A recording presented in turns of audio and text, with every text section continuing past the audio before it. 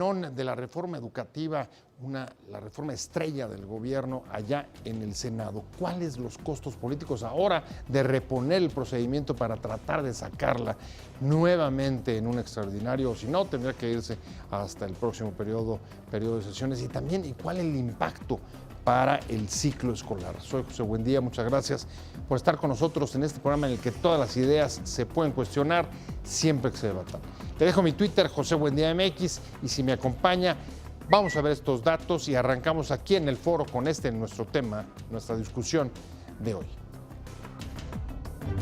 El Senado de la República devolvió a la Cámara de Diputados la reforma educativa, tras no alcanzar las 2/3 partes de los votos de los legisladores presentes en la discusión en lo particular.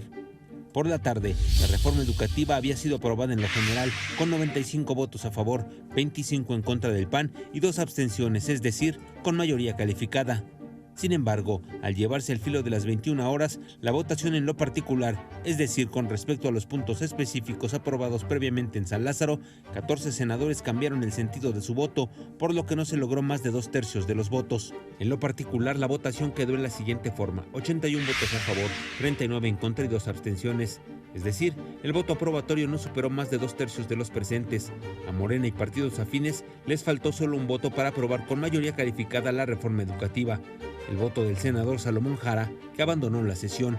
El presidente del Senado, Martí Batres, anunció que debido a que el proyecto de decreto no alcanzó las 2/3 partes, se devolvía a la Cámara de Diputados. Senadores de Morena propusieron al filo de las 22 horas que se le dé otra oportunidad a la nueva reforma educativa en un periodo extraordinario de sesiones a finales de mayo. Mientras tanto, la anterior reforma educativa, aprobada a inicios del sexenio anterior, sigue vigente.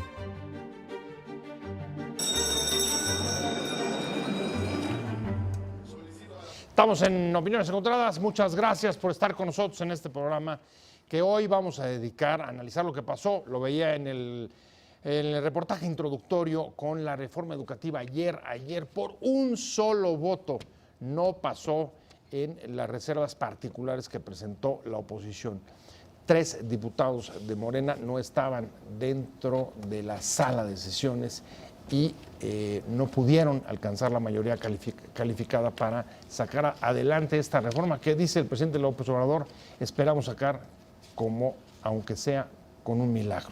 Muchas gracias que esté con nosotros el diputado Juan Pablo Sánchez Martínez, secretario de la Comisión de Educación de la Cámara de Diputados. Gracias. Hoy un placer. Muchas gracias. Un placer, de verdad, como siempre. Muy buena tarde. Que estés con nosotros. Me acompaña también Emilio Blanco Bosco. ¿Cómo estás? Muy bien, muy bien. Profesor investigador del Colegio de México, ya ha estado con nosotros en otras oportunidades. He tenido el placer. Y un placer que nos ayudes a entender un poco los impactos que vamos a tener de lo que sucedió ayer en la Cámara de Diputados. Pero déjame comenzar por ti, Juan Pablo. Explícanos qué pasó ayer. A ver, 3 diputados de Morena se ausentan. Por supuesto, hay una votación en contra, sobre todo del PAN, pero era previsible. No lo paró el PAN, sino finalmente el voto que faltaba no lo pudieron sumar a una mayoría calificada por la ausencia notable de 3 diputados de Morena. Uno, entiendo que había anunciado que no iría, pero los otros 2 nadie sabe dónde estaban: Jara y Trasviña. Así es. Bueno, pues primero comentar, nosotros en la Cámara de Diputados hicimos lo propio. Pasó con un gran consenso el dictamen de la reforma educativa. Sí. Pasa al Senado, que ya se había aprobado en comisiones, se presenta a pleno y se aprueba en lo general, pero en lo particular no. Y los 3 senadores que se ausentaron, pues bueno, fueron la diferencia, ¿no? Para que no saliera esta reforma educativa avante que pues tanto nos preocupa, ¿no? A todos los mexicanos. Bueno, tan discutida, tan negociada, tan peleada, tan criticada, tan todo. Así es, fueron una asistencia, nos comentan, de 122 senadores, por lo cual se necesitaban 82 votos para obtener la mayoría calificada y nos quedamos en 81. Entonces, bueno, pues estos 3 senadores... ¿Conflictos internos de Morena? Pues mira, en el Senado es otra cosa. La verdad, yo no te podría dar la película completa de cómo está el problema en el Senado de la República, pero creo que independientemente de cómo esté, era una reforma toral para esta cuarta transformación para el presidente Andrés Manuel López Obrador, pero principalmente para la niñez y la juventud, la adolescencia de este país, ¿no? Es algo que se estaba esperando y que lo trabajamos por mucho tiempo, con audiencias, con foros, con Parlamento abierto, negociaciones cerradas, bloqueos en la calle, aperturas. Así es, fue una reforma muy trabajada y bueno, pues se queda otra vez estancada en el Senado y de regreso a la Cámara de Diputados, ¿no? Un parón, la verdad es que es un parón ahí duro, un revés para el gobierno. Hoy los coordinadores parlamentarios de Morena en la Cámara de Diputados y en el Senado se reunieron con el presidente del observador para darle un balance y no sé qué le habrán dicho cuando llegaron a este punto, sobre todo Ricardo Monreal. Él dice que no es pilmama de nadie y que no va a andar ahí correteando a los senadores, pero el caso es que la gran promesa de acabar con la reforma, de abrogar la reforma educativa, por lo pronto no se ha llevado a la práctica. El gobierno no ha logrado pasar adelante con una nueva reforma. Sí, pero yo creo que tampoco hay que echar las alarmas al vuelo, digamos, probablemente en un mes esto esté resuelto y entonces sea historia. Creo que hay que tener en cuenta que para el tipo de actores que hay involucrados, los intereses que hay atrás, creo que estamos poco acostumbrados a ver operar la política, ¿no? Como el diputado probablemente sepa.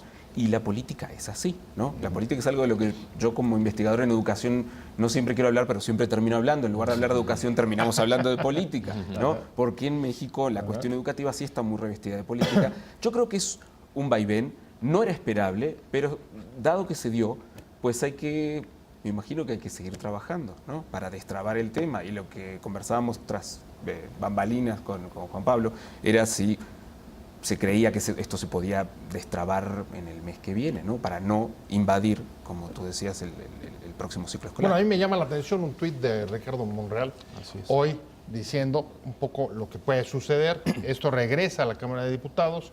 Si convalidan el voto, regresaría al Senado y el Senado aceptaría o rechazaría la minuta que recibe nuevamente de diputados. Si la rechaza, se tendría que postergar la discusión necesariamente hasta el próximo periodo, próximo periodo de sesiones. Ahí me parece pertinente lo que pone sobre la mesa Emilio. ¿Cuál es el mensaje político, ya que es difícil separar la política de la educación, que reciben los diputados con lo que sucedió ayer en el Senado? Bueno, pues sí, nosotros todavía estábamos en sesión. Hoy terminamos por la madrugada de sesionar este segundo periodo ordinario de sesiones y recibimos pues la información. Creo que sí, y nos fue un golpe duro para todo el trabajo que realizamos, no de hace un mes que aprobamos el dictamen, sino de muchos meses atrás, que traíamos nosotros construyendo esta gran reforma educativa y este consenso nacional, porque eso fue lo que fue. A ver, un consenso nacional que pasó definitivamente por acuerdos políticos, por negociaciones, eso lo hemos visto en los últimos meses. ¿Qué tanto se encarece a partir de ahora con lo que sucede en el Senado la negociación política? ¿Qué tanto le van a subir los costos a Morena y al gobierno para que logre pasar en un extraordinario que está planteado para 15-17 de mayo? Sí, el Senado ya llegó a un acuerdo, el día 14 ellos proponen estar sesionando de manera extraordinaria. Nosotros todavía no tenemos una señal por parte de la Junta de Coordinación Política, por parte de nuestro coordinador Mario Delgado, pero tendrá que ser la próxima semana, me imagino, ¿no? Estar ya sesionando extraordinariamente y bueno, pues seguir construyendo este consenso nacional, porque el problema no estuvo afuera, sino ahora fue interno, ¿no? Con estos 3 senadores que se ausentaron, que no quisieron votar y bueno, pues estamos ahora metidos en este conflicto de tiempos. Digamos, si ya habían pagado, siguiendo la misma línea, si ya habían pagado el costo externo de pactar, hombre, no era poca cosa, con la oposición en la Cámara, con la CENTE, con el CENTE, ahora la diferencia fue interna. ¿Qué tanto crees que esto va a incrementar el costo de la negociación política, pero ahora hacia adentro de las propias filas de Morena para avanzar en esta reforma? Regreso. Y estamos hablando de la reforma educativa. Se quedó estancada ahí en el Senado por un solo voto, la ausencia de legisladores de Morena. impidió que en lo particular fuera votada. Me quedé contigo, Emilio Blanco Bosco, investigador del Colegio de México. Evidentemente, los costos políticos que se habían venido pagando para construir esa negociación que permitiera, primero que saliera de la Cámara de Diputados y que casi saliera del Senado, pues se van a incrementar o pueden incrementarse hacia el extraordinario. ¿Qué perspectiva ves tú? Más que hablar de costos políticos para un partido, yo no soy especialista en partidos políticos, y en todo caso creo que Pablo es más, sería idóneo para responder esa pregunta.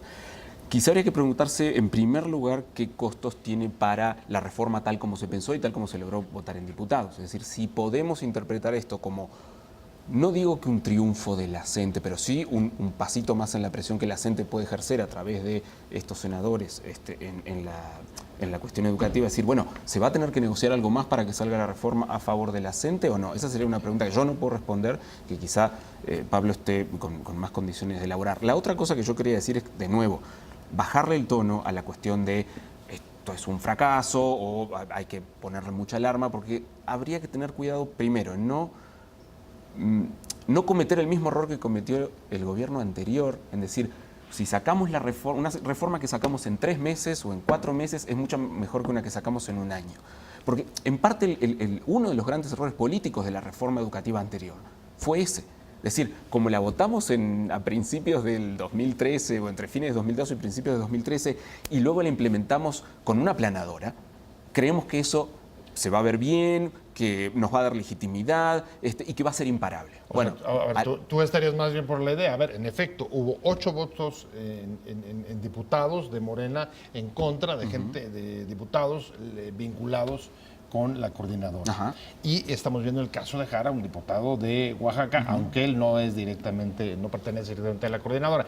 Sin embargo, dirías, es más inteligente una estrategia que incorpore la negociación y planche el asunto con la coordinadora. No sé si plancharlo con la coordinadora, por lo menos negociar y no querer sacarla con una planadora como pasó con el gobierno anterior y que 6 años después estamos viendo clarísimas las consecuencias de lo que tiene creer que la eficacia está por adelante de la legitimidad, ¿no? Y la otra cosa que tenía para decir, pero esto lo podemos dejar para después, es que el tema educativo no se reduce a la reforma constitucional, y menos a esta reforma constitucional.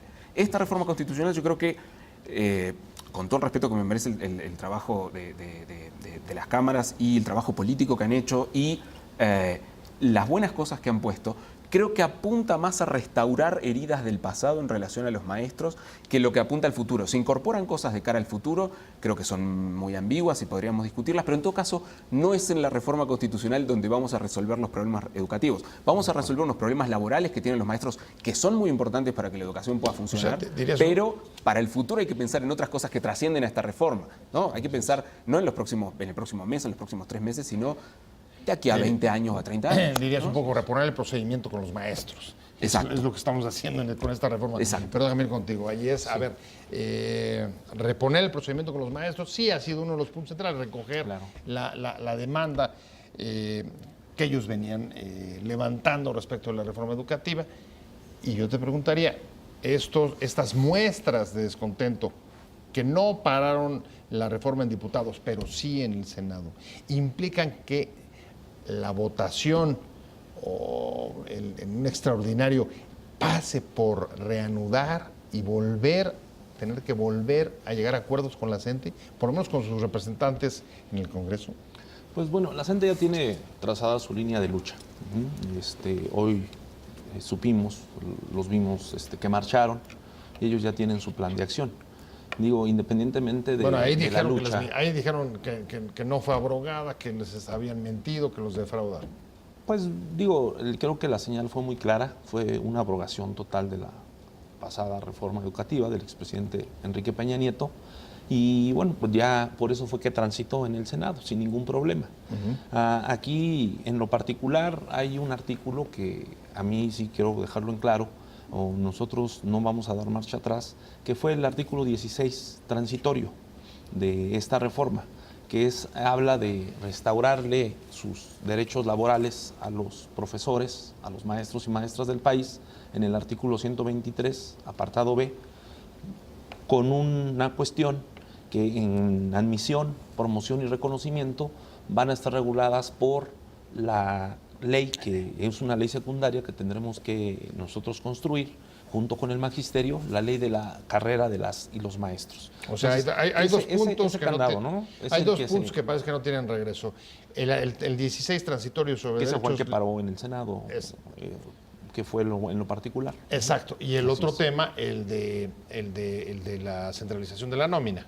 Así es. En ninguna de las dos. Esa parte queda clara, el Estado retoma la rectoría de la educación, la nómina se concentra en nuestro gobierno y bueno, la otra parte es no regresar al pasado, Huele del 50-50, ¿no? Huele como una vengancilla. Pues yo lo diría, ahí ¿Eh? nosotros nos tendrán que explicar. ¿Desquite o venganza? Nos tendrán que explicar los 3 senadores que faltaron, ¿no? ¿Por qué no omitieron su voto? Creo que no han hecho ninguna declaración pública. Y bueno, pues en Morena hemos sido tan democráticos en el sentido que pues cada quien, no hay ninguna línea marcada de nuestros coordinadores para decir así tienen que votar. Y se ha demostrado en diferentes votaciones, ¿no? Entonces, pues digo, los senadores tendrán ya que explicar pues a la nación, al presidente de la República, al mismo Congreso, cuál fue, por qué no asistieron, ¿no? a esta sesión tan importante, que era para sacar la reforma educativa. Sí, porque además, digamos, la educación es un proceso permanente, continuo, y sigue en marcha, independientemente del proceso legislativo, si va o no va. Y ahí la pregunta también, y aquí déjame meterme con ese tema que es más específico de tu área, Emilio, y es, a ver, ¿qué consecuencias puede tener una vez más el retraso sobre, por ejemplo, el ciclo escolar, sobre la evaluación de los maestros? ¿Es importante lo que sucedió ahí en el Senado o no tiene mayor relevancia? No, claro que es importante. Sí es importante en varias lecturas. En la lectura política muestra que Morena es un partido, un movimiento amplio, diverso, que digamos, no es una aplanadora como estábamos acostumbrados. Entonces, no tiene la disciplina priista, para decirlo de otra Exacto, manera. para decirlo claramente, no tiene la disciplina priista. Ahora, ¿qué sucede? Nos alarmamos, pero en otras circunstancias yo creo que hay que verlo como saludable. Sí plantea problemas en cuanto al funcionamiento de la educación, de ciertas reglas que lo manejan, por ejemplo, la contratación de maestros. Pero los niños van a seguir yendo a clases. Digamos, el sistema educativo ha funcionado a pesar de idas, vueltas, no contar con libros de texto, no tener programas. Es decir, el sistema educativo funciona igual, a menos que las secciones sindicales, digamos, de la CNT, Sí, impidan clases. pues paren clases, digamos, que no sería la primera vez tampoco, ni sería únicamente atribuible a esto que está pasando en este momento. Yo esperaría que no hubiera mayores problemas, pero siempre que lo pudieran sacar, que pudieran, digamos, tener algo cerrado en mayo. Si no, pues sí es una interrogante seria, pero sobre todo creo que por el lado de la detención de actividades en los estados más pobres, que son Oaxaca, Guerrero, Chiapas, tal vez Veracruz, Michoacán, son los estados donde más necesitamos tener los maestros todos los días y a los mejores maestros, y pues no los tenemos. Reinstalación, no simulación. Es lo que dijeron hoy los contingentes de la CENTE que marcharon en el Día del Trabajo. Y yo te preguntaría, ¿ves ese escenario en los próximos 15 días hasta la celebración del extraordinario, que pueda haber nuevamente paros, cierres de escuelas, sobre todo en efecto donde tienen mayor implantación, en Oaxaca, en Guerrero, Chiapas? ¿Ves ese escenario? Nosotros logramos algo muy importante, que fue transitar la reforma, tanto en la Cámara de Diputados como en la Cámara de Senadores. Los profesores, en este caso los de la coordinadora, fueron muy claros. En donde no estamos de acuerdo con el dictamen, pero vamos a dejar que transite. Y por eso fue que se llevaron sin ningún problema las sesiones en el Congreso, ¿no? Tanto en diputados como senadores. Digo, nosotros no va a haber cambio, o sea, nosotros pensamos que esta parte la tenemos que sacar la próxima semana con un periodo extraordinario. Estamos por recibir indicaciones, todavía no es algo que esté ya te lo pueda yo afirmar. La Junta de Coordinación Política me imagino que en eso está trabajando y bueno, pues nuestros coordinadores nos lo harán saber. Yo creo que efectivamente este problema lo vamos a solucionar antes del Día del Maestro, antes del 15 de mayo, tenemos que solucionarlo y bueno, pues tiene otra vez que regresar a la Cámara de Diputados, lograr ese consenso que logramos la semana pasada y en la de senadores, pues buscar ese voto que nos faltó, ¿no? A ver, parece que hoy, digamos, los escenarios que tenemos en las próximas semanas es una simple reposición del procedimiento que permita superar lo que sucedió ayer en el Senado o sí abrir un compás de incertidumbre hacia su discusión en el próximo periodo legislativo. Déjenme dejando de la reforma educativa, lo que sucedió ayer en el Congreso, el parón y la perspectiva de que salga en un extraordinario. Me quedé contigo. Juan Pablo Sánchez Rodríguez, secretario de la Comisión de Educación de Morena. Las perspectivas, o sea, pareciera que o se repone simplemente el procedimiento o si se va después del extraordinario, hay, digamos, ya un nuevo escenario de incertidumbre que no está muy claro a dónde nos vaya a conducir en el próximo periodo ordinario de sesiones. Sí, va a ser prioridad. Anoche, bueno, hoy por la madrugada lo platicábamos, la misma Comisión de Educación, vimos que va a ser una prioridad el poder sacar en estos 15 días, primeros 15 días del mes de mayo, en esta reforma que se atoró efectivamente en el Senado, pero bueno, pues es parte de la política, es parte de los escenarios que también se tenían previstos. O sea, también nosotros no sabíamos qué iba a pasar en el Senado, aunque se estuvieron buscando los consensos, pero bueno, pues en el Senado es otro cantar, ¿no? Es otra la forma en cómo se tejen las cosas. Otro grupo, otra dinámica. Así es, pero te digo, en esencia nosotros el dictamen lo vamos a seguir sosteniendo porque creo que es un dictamen que logró es un dictamen, yo le diría, el que pudo transitar, a lo mejor no el deseable por muchos, por los mismos maestros, pero es el que pudo transitar y es el que logró ese consenso nacional y que efectivamente no quisimos nosotros regresar o cometer los errores del pasado, como en el 2012, que en 10 días se aprueba una reforma educativa, ¿no? Se presenta el día 12 de diciembre y el 22 ya la están votando, con 5 partidos políticos que aplicaron un fast track. Entonces, en esa parte creo que nosotros estamos tranquilos, estamos seguros que podemos volver a lograr este consenso nacional, porque créeme que a todo mundo se le ha escuchado.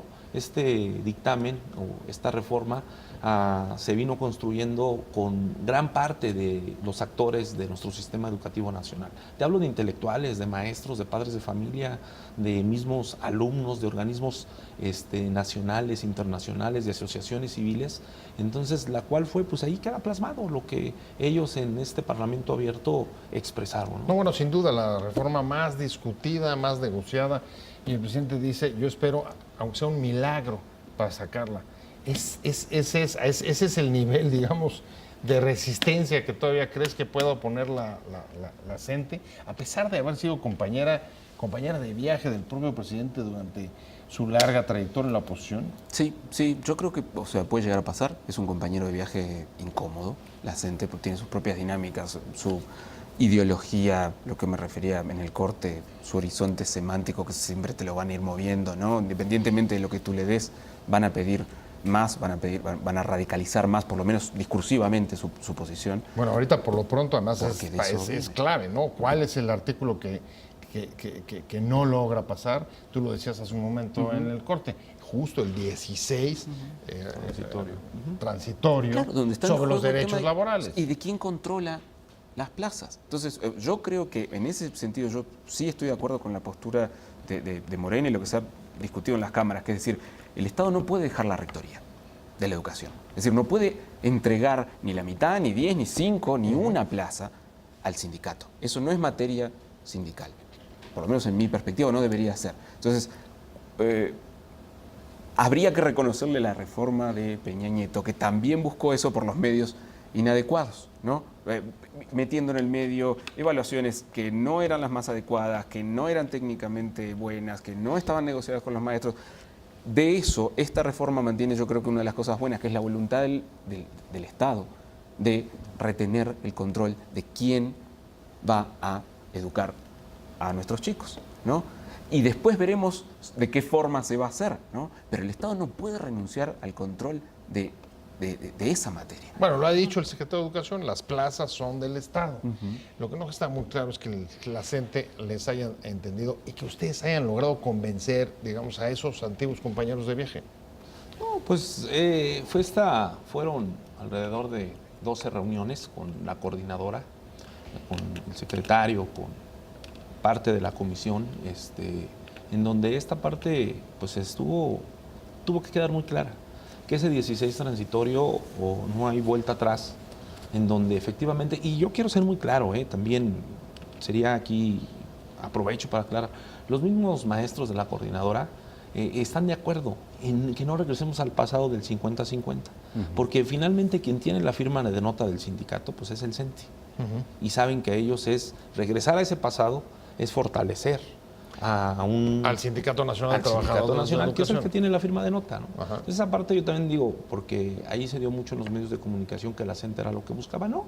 La CENTE lo que buscaba era la restitución de los derechos laborales de los maestros en el 123 apartado B, y bueno, pues el acuerdo fue llegar con este candado en donde que no transite por la ley secundaria, que es la Ley Federal de Trabajadores al Servicio del Estado, en su artículo 62, que es el que marca el 50 y 50 del titular, en este caso la SEP, y del sindicato, ¿no? Porque aquí, ¿quién fuera? Pues el sindicato, el Sindicato Nacional de Trabajadores de la Educación, no la CENTE. Entonces, esa parte sí creo que es bueno aclararlo. Hubo otras cosas que ellos estaban buscando que se quitaran del dictamen, que no tiene nada que ver este nuevo organismo con el INE, que nosotros lo desaparecemos, y bueno, que no tuviera ningún tinte laboral el artículo 3º constitucional. Pero a eso más o menos habían llegado ya a un acuerdo, ¿no? Ya, sobre esos por eso puntos. fue que logró transitar por el Congreso, tanto Cámara de Diputados como Cámara de Senadores, ¿no? Ahora, Entonces, esa es la parte. Ahora, en medio de todo eso, hoy el presidente vuelve a decir lo mismo. Hasta que no se apruebe la nueva reforma, sigue vigente el memorándum. ¿Cómo ves eso, Emilio? ¿Qué significa eso? La verdad es que no lo sé. No se ha publicado, hasta donde ustedes me corregirán, pero es un memorándum no publicado. Sí, no lo sé una porque... especie de bando. Exacto. No sé cuál sea su peso jurídico, su capacidad de correr normativamente por causas, digamos, legales. Bueno, decirles que no se aplique la reforma. Bueno, el gobierno anterior también lo tuvo que hacer en algún momento, ¿no? De hecho, provocó el escándalo de Mexicanos Primero cuando decidió suspender la evaluación en algunos estados porque había protestas, ¿no? Y eso se decidió, no me acuerdo, la verdad es que no me acuerdo por qué medida, si por un decreto o por un hágase. O sea, digo, no lo hizo por bando, pero lo hizo en la práctica. Sí, también Muy se interesante. hizo, ¿eh? Déjame regresar hablando de la reforma educativa. Una reforma educativa, Emilio Blanco Bosco, profesor investigador del Colmex, una reforma educativa que si algo la ha caracterizado son los parones. Tú lo decías hace un momento, no es solo el memorándum que ordenaba suspenderla del presidente de la República, López Obrador. Ha habido también otros momentos con el gobierno anterior en que se ha detenido, por ejemplo, en el caso de la evaluación. Exacto, con la reforma anterior que planteaba el tema de la evaluación y que era una de las buques insignias del gobierno anterior, y el tema de la meritocracia y que los derechos de la infancia, pues cuando llegó la hora de las elecciones intermedias, como decía Juan Pablo, en 2015, con una presión política distinta y unas prioridades políticas distintas, pues dijeron, bueno, en ciertos estados donde hay mucha posibilidad de conflicto, pues se suspende la evaluación.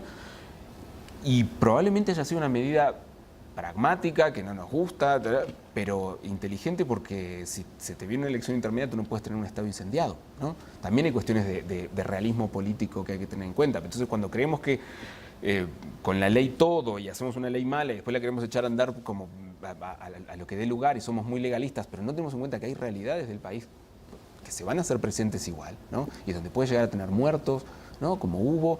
Entonces, sí hay que tener en cuenta que estas cosas hay que llevarlas con calma, porque no es solo una cuestión de quién tiene razón o de a quién le asiste el derecho divino. Digamos. Hay que tener, pues, mano política, ¿no? Para estas cosas. Pues mano política, la verdad es que si en algún lado ha habido mano política, por lo menos en este proceso para la aprobación de esta reforma, ha sido justo ahí, pero no ha alcanzado todavía Sí, no, pues ha sido, como bien lo decías, la reforma más discutida, y por la importancia, yo también diría, ¿no? Por la importancia que el impacto nacional en nuestro futuro, no nada más hablamos del presente, sino del futuro, porque esta reforma está planteada, pues, que dé resultados a corto, a mediano, pero por supuesto a largo plazo, hablamos de 20, 30 años. Y en el cual este consenso nacional que logramos, pues es con esa idea de no estarle cambiando sexenio por sexenio palabras o la forma de cómo, sí, o la visión reinventándola, ¿no? Cada administración. Exactamente, porque eso es un retroceso, y creo que, bueno, pues este consenso que logramos con la oposición, exclusivamente con el PRI, con el Movimiento Ciudadano, con el PRD, pues logró avanzar. El PRAN también estuvo dentro de la construcción, dentro de este dictamen. Al último, bueno, pues ellos optaron por irse del lado en contra, tanto en la Cámara de Diputados como en el Senado, y bueno, pues las consecuencias aquí están, pero yo tampoco no me alarmara. Es una cuestión que vamos a seguir construyendo y vamos a seguir discutiendo. Esta parte del diálogo creo siempre ha sido prioridad. Lo que dices es yo creo muy importante y además una contradicción profunda, porque mientras todo el mundo reconoce que es necesario, que no hay mejor reforma que la que pueda durar por lo menos 18 años, es el horizonte del que habló el secretario de Educación Pública.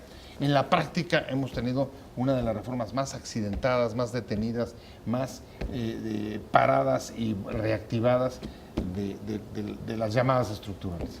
Sí, quizá uno de los grandes problemas de los que tendríamos que salir una vez que solucionáramos esto es la constitucionalización de la educación. Hay que desconstitucionalizar a la educación. Es decir, no vas a solucionar ninguno de los problemas educativos de México por la vía constitucional. Tú por la vía constitucional puedes construir un marco que controle y dé ciertos márgenes de acción a los actores para hacer ciertas cosas, pero no más que eso. Sí, las reglas generales. Entonces, exacto. Entonces, no, o sea, y a veces con impactos muy fuertes, como por ejemplo en el tema laboral. Entonces hay que tener cuidado, pero no creer que es ahí, que es en ese texto, en esas relativamente pocas palabras, donde vas a solucionar el problema. No vas a solucionar ahí los problemas de desigualdad social que se traducen en desigualdad educativa, porque no es solo un tema de poner en la Constitución que vamos a mejorar la infraestructura de las escuelas. Por ejemplo, hay problemas bastante mayores que tienen que ver con en la educación media superior. El problema educativo no es solo la infraestructura, es una enorme segmentación que tiene ese sistema en la educación superior también, muy segmentado, y que a veces hace que los jóvenes no quieran seguir estudiando, no porque les falta una beca, sino porque la escuela a la que van pues no está buena, no es atractiva, no los retiene, ¿no? O sea, no olvidemos la política pública. Exactamente. Ese es un poco ese sería el mensaje. Pensar en serio en política pública. Nos hemos agotado quizá en reformas constitucionales el escenario de las confrontaciones, y hay políticas públicas concretas, directas, que no vemos tampoco sobre la mesa. ¿Cómo ves? ¿Estás de acuerdo? ¿Difieres? Muy de acuerdo. Creo que hace rato lo platicábamos. Una verdadera reforma educativa. El texto constitucional simplemente es un texto filosófico, un texto de donde tienes que partir para de ahí emanar con las leyes secundarias, y que esa es otra parte que se viene fuerte. Las leyes secundarias que para mí, y no creo que para mí, creo que lo hemos analizado, ahí es donde verdaderamente aterriza una reforma educativa. En las leyes secundarias que se tienen que construir, que son las que plasman y son las que se tienen que pues, ver ya en la práctica, en nuestros salones de clases, ¿no? En nuestras aulas, en nuestras escuelas. Ya casi me voy. ¿Qué esperarías? 2 puntos de las leyes secundarias que acabo de poner sobre la mesa, recordar, Juan Pablo. 2 puntos de las leyes secundarias. 1. ¿Qué deben de tener? Transparencia absoluta en los procedimientos de contratación, permanencia de la Rectoría del Estado, que sí se tomaran en cuenta de alguna forma los méritos de los maestros, y también esperaría en otra de las leyes secundarias que el nuevo instituto que viene a sustituir al Instituto Nacional de la Evaluación de la Educación no sea una amalgama imposible de manejar, un elefante blanco de cuestiones de evaluación, de lineamientos, de recomendación, de formación de maestros. Antes, cuando teníamos el INE autónomo separado y hacía evaluaciones, las hacía muy bien, y pues a eso se dedicaba, ¿no? Luego la reforma de Peña Nieto le metió a hacer otra cosa, que se evaluara a los docentes, que no estuvo bien. Entonces, como eso no estuvo bien, se hizo desaparecer a toda línea, que para mí tampoco estuvo bien. Pero bueno, pues ahí está. eso ya está. Entonces ahora hay que tratar de mantener buena evaluación, buenos lineamientos y buena formación docente. Yo no sé si eso se puede hacer todo con un mismo instituto. Pues ahí está planteado. Yo ya me tengo que ir porque se me terminó el tiempo, pero te agradezco muchísimo, Emilio Blanco Bosco, profesor investigador del Colmex, como siempre, que estés con nosotros. José. Juan Pablo Sánchez Rodríguez, diputado de Morena. Muchas gracias a los dos, pero sobre todo, gracias a usted. Que le vaya bien. Buena tarde. Hasta